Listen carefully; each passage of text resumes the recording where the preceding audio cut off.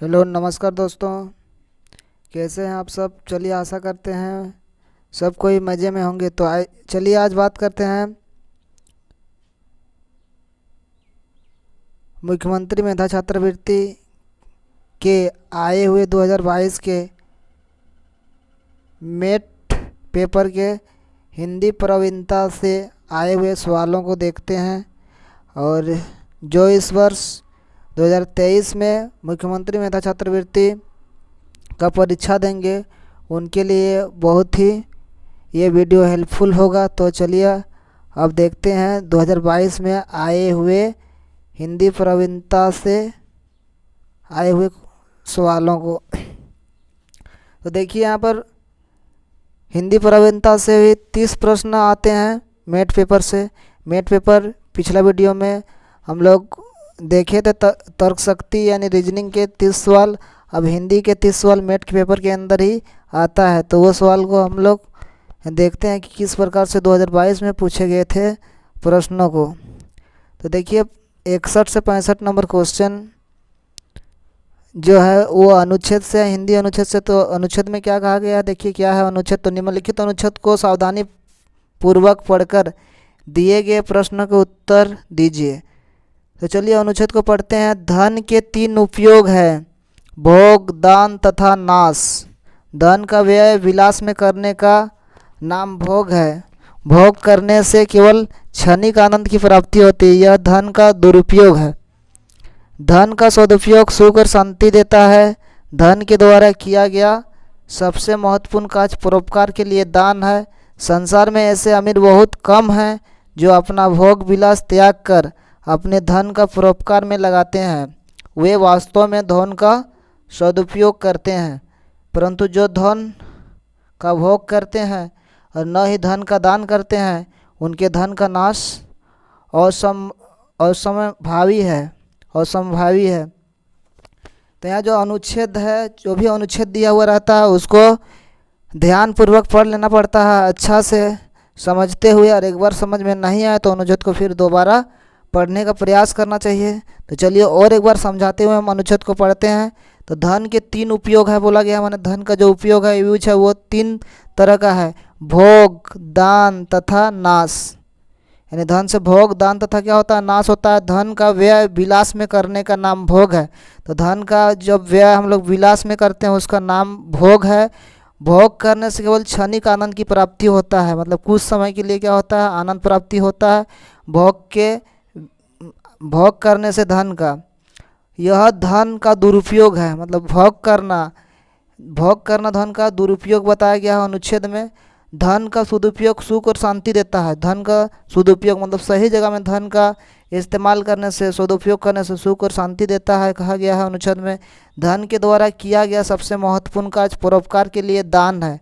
मतलब जो धन है उसका धन का सबसे महत्वपूर्ण कार्य बताया गया है अनुच्छेद में कि परोपकार है। मतलब दूसरों के लिए क्या आप धन का क्या कर रहे हैं, दूसरों के लिए आपका धन का उपयोग करके दूसरों का क्या कर रहे हैं, भला कर रहे हैं अपने धन से। यानी सबसे बड़ा क्या बोला गया है, परोपकार दान है। अपना धन का दान कर रहे हैं धन को। संसार में ऐसे अमीर बहुत हैं जो अपना भोग विलास त्याग कर अपने धन का परोपकार में लगाते हैं। तो इस अनुच्छेद में कहा गया है, ये बात सत्य भी है कि बहुत ही ऐसे कम लोग हैं जो अपना भोग विलास त्याग कर, मतलब अपना सुख और स्वार्थ को छोड़कर अपना धन का दूसरों के परोपकार में लगाते हैं।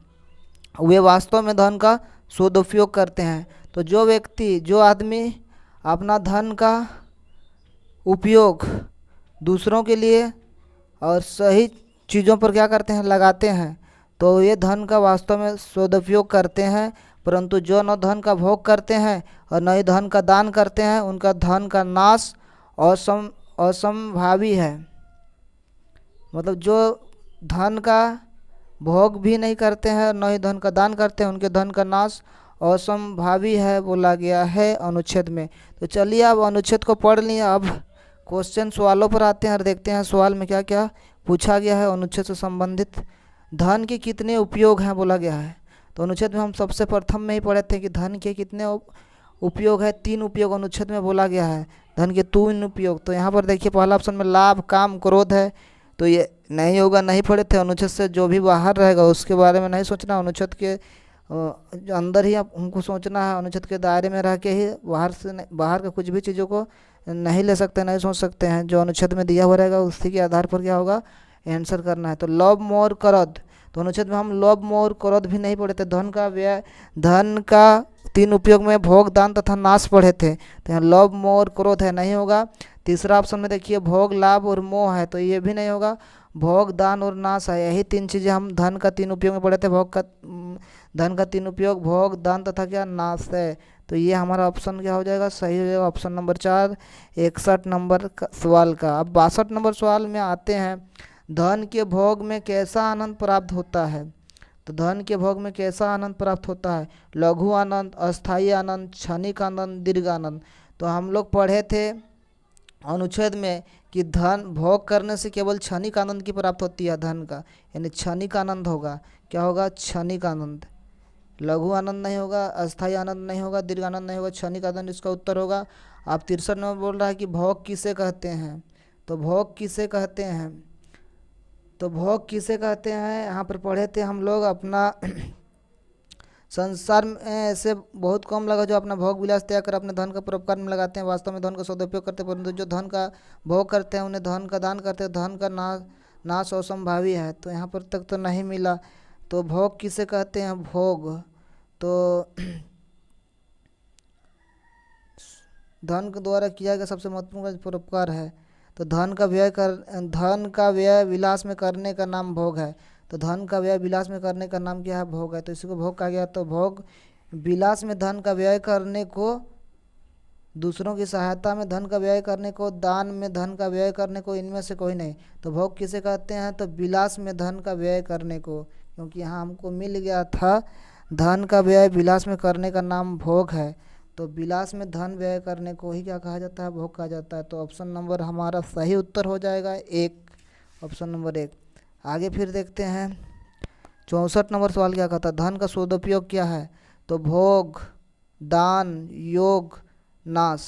तो इसका सही उत्तर क्या है, धन का सदुपयोग, सही सदुपयोग क्या है, दान है। धन का नाश कब असंभावी है, तो जब केवल भोग हो, जब दान और भोग दोनों हो, जब न तो धन का भोग हो और न दान, जब न तो जोग हो न भोग। तो इसका सही उत्तर जो होगा, जो न तो धन का भोग हो और न दान, जब न तो धन का भोग हो और न दान, उसे क्या कहते हैं, धन का नाश अवश्यभावी होता है, जब धन का भोग भी नहीं होता और धन का दान भी नहीं होता।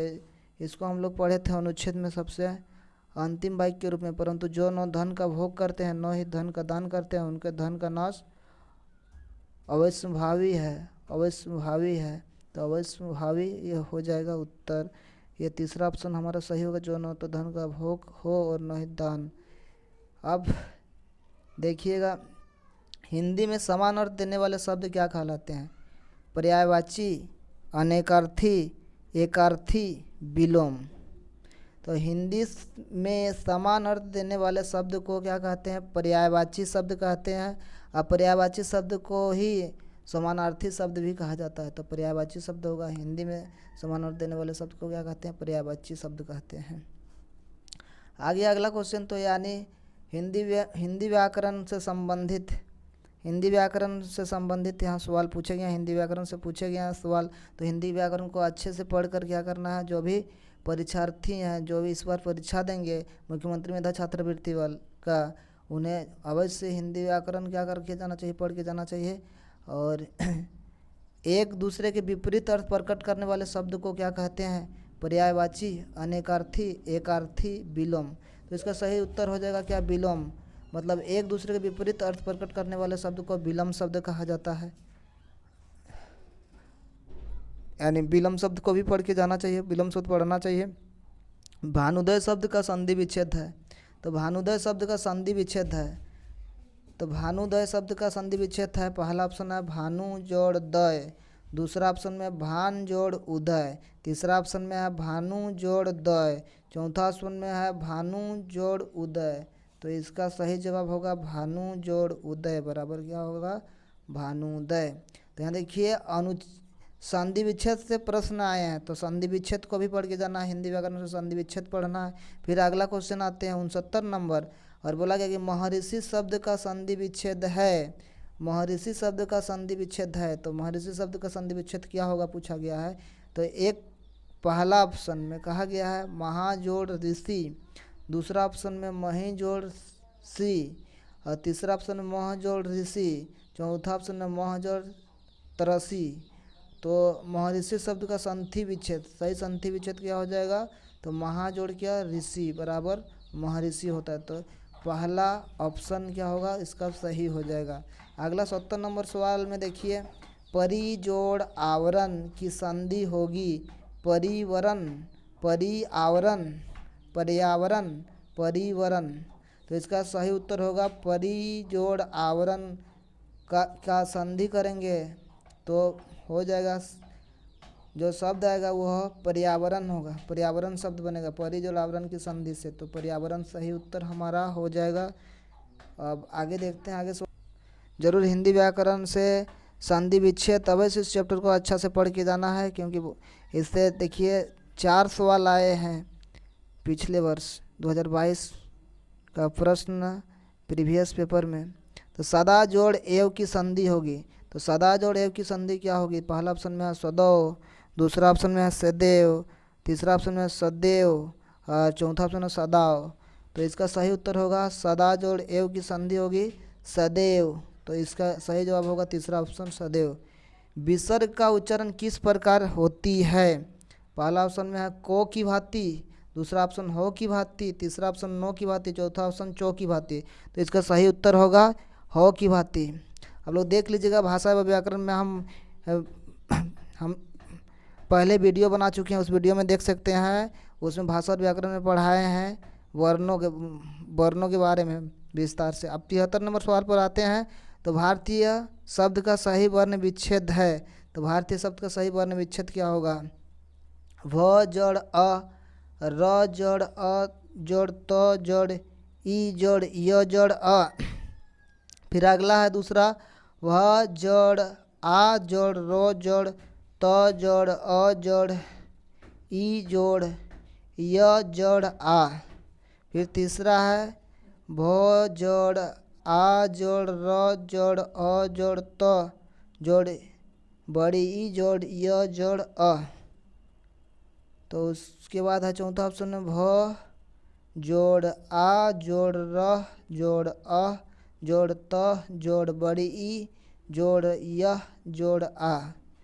तो सही इसका उत्तर होगा तीसरा ऑप्शन, भ जोड़ आ जोड़ र जोड़ अ जोड़ त जोड़ बड़ी ई जोड़ य जोड़ अ बराबर क्या होगा, भारतीय। यानी सभी को मिलाएंगे तो क्या होगा, भारतीय।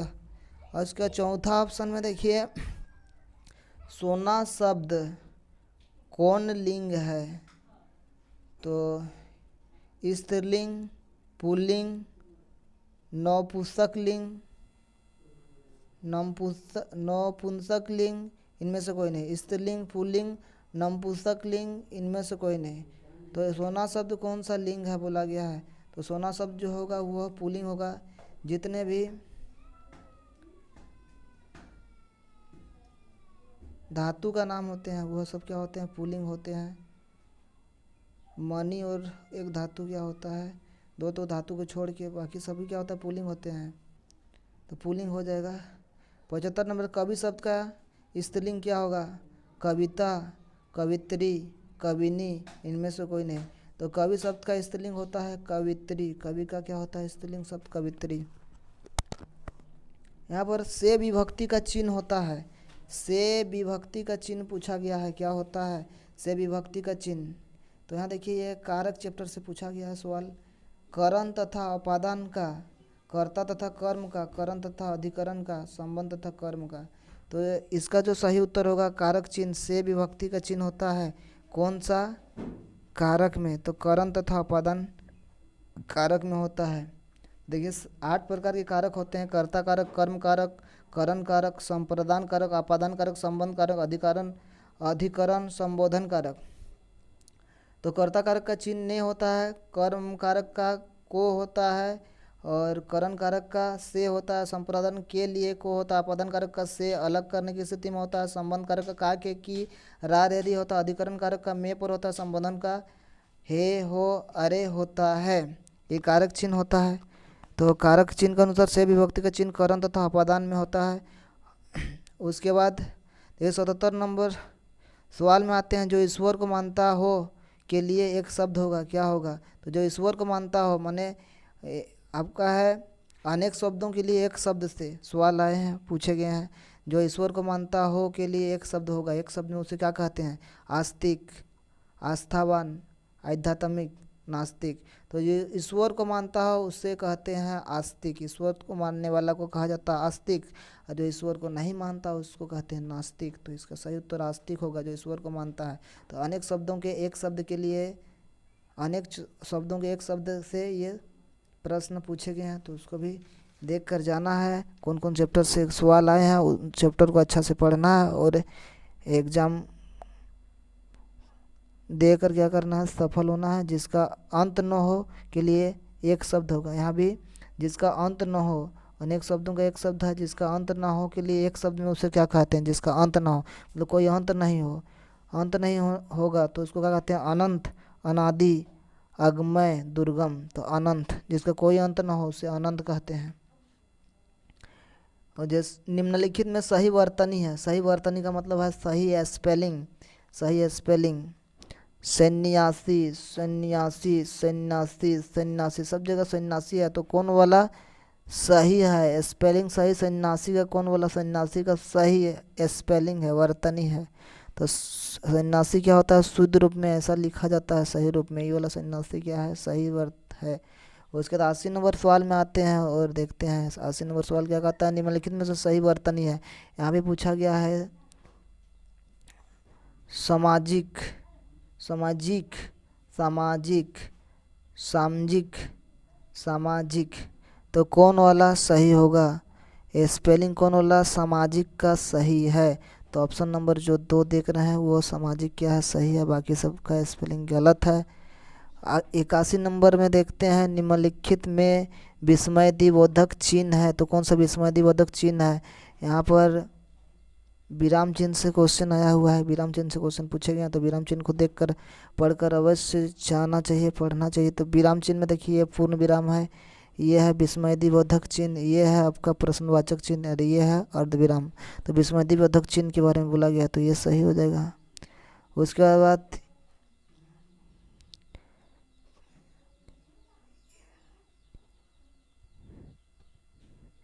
चिन्ह को क्या कहा जाता है, मतलब इस चिन्ह को क्या कहा जाता है? जो चिन्ह दिया हुआ है इस चिन्ह को क्या कहा जाता है? तो ये जो चिन्ह है क्या है बोला गया है क्वेश्चन में? अर्धविराम है, पूर्ण विराम है, अल्प विराम है, तो प्रश्नवाचक है। तो कैसा दिख रहा है चिन्ह? तो पूर्ण वाक्य के अंत में ये चिन्ह लगता है, यानी क्या है? ये पूर्ण विराम है। तो दूसरा ऑप्शन सही होगा, पूर्ण विराम चिन्ह है। उसके 83 नंबर सवाल को देखते हैं। 83 नंबर का सवाल कहता है अपना उल्लू सीधा करना मुहावरा का अर्थ है। मुहावरा से क्वेश्चन पूछा गया, तो मुहावरा को भी पढ़ना है अच्छा से। अपना उल्लू सीधा करना मुहावरा का अर्थ क्या होता है? तो पहला ऑप्शन है अपना ही सोचना, अपना वश न होना, अपना स्वार्थ पूरा करना, उल्लू को सीधा बैठाना।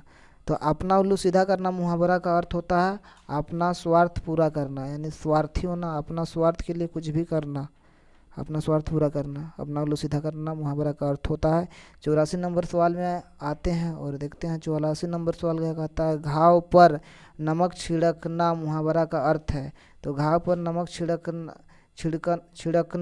मुहावरा का अर्थ क्या होता है? तो पहला ऑप्शन है किसी के दुख में दुखी होना, दूसरा ऑप्शन है चोट पर नमक डालना, तीसरा ऑप्शन है दुखी को और दुख देना, और चौथा ऑप्शन दर्द देना। तो घाव पर नमक छिड़कना मुहावरा का अर्थ होता है कोई अगर दुखी है और आप किसी बात से उसको और दुखी कर रहे हैं, तो दुखी को और दुखी दुख देना होता है। दुखी है कोई और उसको अगर दुख देना को कहते हैं जले पर नमक छिड़कना या घाव पर नमक छिड़कना। अगला 85 नंबर सवाल देखिए, एक अनार 100 बीमार, लोकोक्ति का अर्थ है मुहावरा जैसा ही क्या होता है? लोकोक्ति होता है। एक अनार 100 बीमार का लोकोक्ति का अर्थ है, तो लोकोक्ति को भी अच्छा से पढ़ना है। तो पहला एक नंबर ऑप्शन कहता है वस्तु कम चाहने वाले अधिक। दूसरा ऑप्शन कहता है एक वस्तु के पीछे झगड़ा। तीसरा ऑप्शन में है एक वस्तु की लड़ाई। चौथा ऑप्शन है हिम्मत वाले द्वारा कोई वस्तु प्राप्त कर लेना। तो इसका सही उत्तर होगा एक अनार सौ बीमार। लोकोक्ति का अर्थ होता है एक वस्तु और चाहने वाले अधिक, माने चाहने वाले अनेक होंगे और वस्तु एक होगा।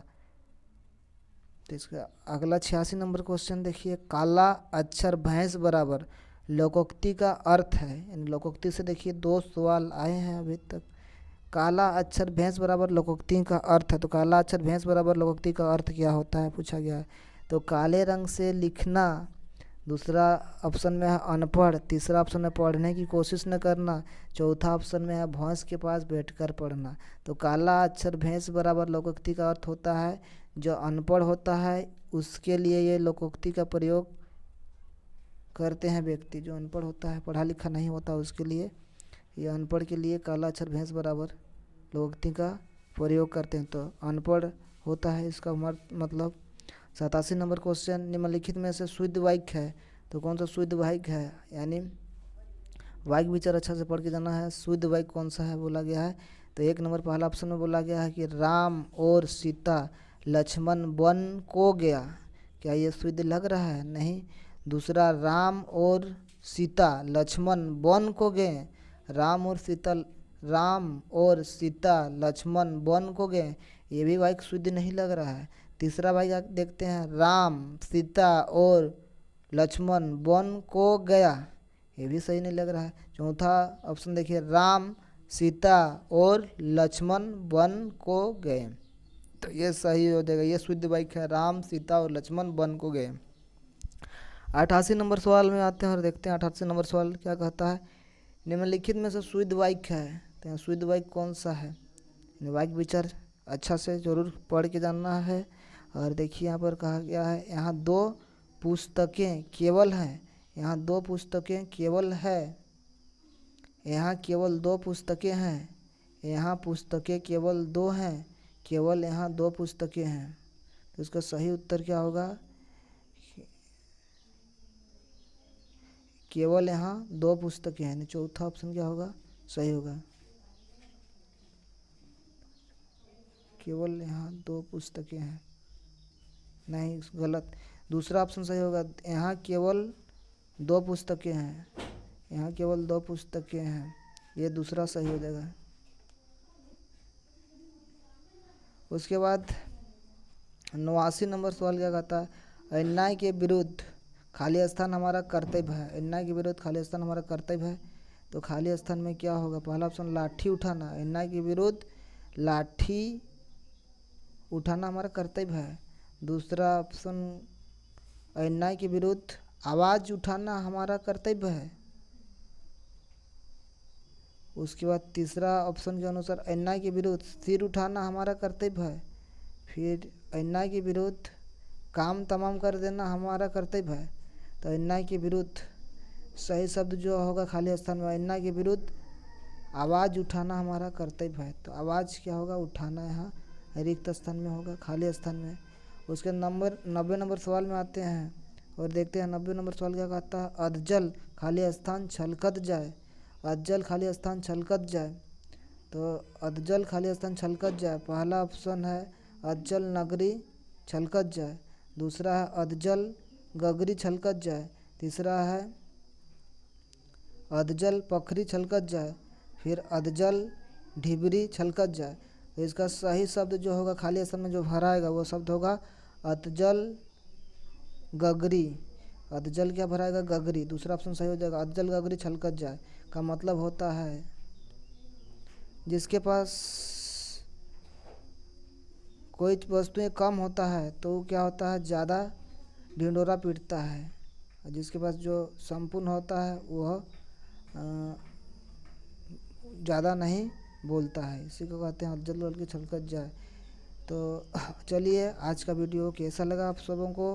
अगर अच्छा लगा तो वीडियो को ज़रूर लाइक शेयर कमेंट कीजिएगा और अधिक से अधिक बच्चों को जो इस वर्ष मुख्यमंत्री मेधा छात्रवृत्ति की परीक्षा देंगे उन तक इस वीडियो को पहुंचाइएगा, ताकि उन्हें अधिक से अधिक इस वीडियो को देखकर क्या हो, लाभ हो और इस प्रीवियस पेपर 2022 के अनुसार वो अपना तैयारी करें और अच्छा से एग्ज़ाम में सफल हो। और ठीक है, मिलते हैं फिर नेक्स्ट वीडियो में।